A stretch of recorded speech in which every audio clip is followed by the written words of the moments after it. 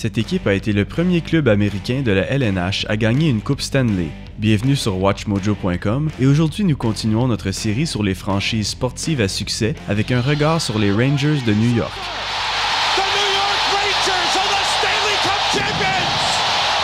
Fondée en 1926 par George Louis Tex Rickard, la franchise des Rangers de New York était parmi le groupe des 6 et est une des plus vieilles équipes de la Ligue nationale de hockey.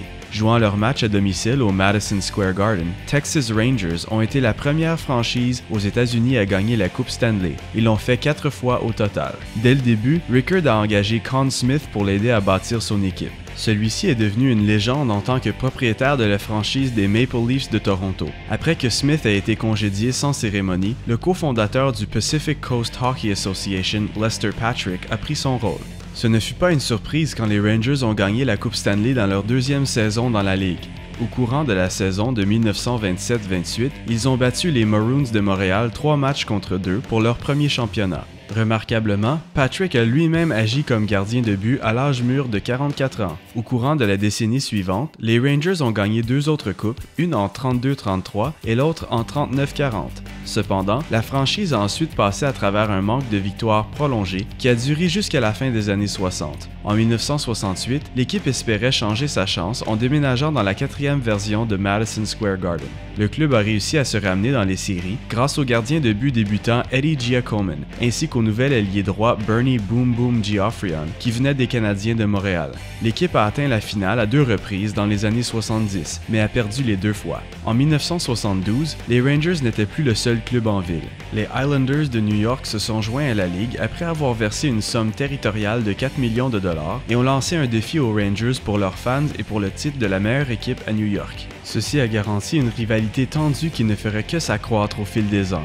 Les années 1980 ont connu de bonnes saisons, mais la malédiction de 1940 n'a pris fin qu'en 1994. Avec Mike Keenan comme entraîneur, l'équipe a été amenée vers la victoire par l'ancien joueur des Oilers de Edmonton, Mark Messier, ainsi qu'Adam Graves, Esa Tikkanen, Craig McTavish et Glenn Anderson.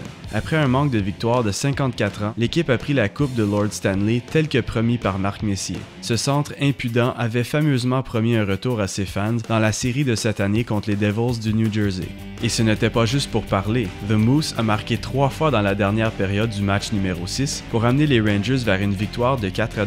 Ceci a assuré un match numéro 7 au Madison Square Garden que les Rangers ont remporté 2-1 dans la deuxième période supplémentaire. L'équipe a ensuite battu les Canucks de Vancouver durant les finales de la Coupe Stanley, 4 matchs contre 3. Depuis ce temps, le club a signé et échangé un bon nombre de joueurs chers et réputés. Parmi ce groupe est Jaromir Jagr et la merveille Wayne Gretzky. Plusieurs autres vedettes ont joué leur match au Madison Square Garden au fil des ans, incluant Mike Richter, John Davidson, John Van Bisbrook, Henrik Harry Howell, Andy Bathgate, Rod Gilbert, Alexei Kovalev et Brian Leetch. Cependant, même avec ces joueurs, les Rangers n'ont toujours pas été capables de reproduire la magie de la saison de 1994. Les Rangers de New York est une équipe connue pour son style de jeu brusque et direct, et a parmi ses supporters un bon nombre de fans de hockey les plus passionnés des États-Unis. Ceci est pourquoi les Rangers méritent bien l'héritage qu'ils se bâtissent depuis 1926. Point, loose in front.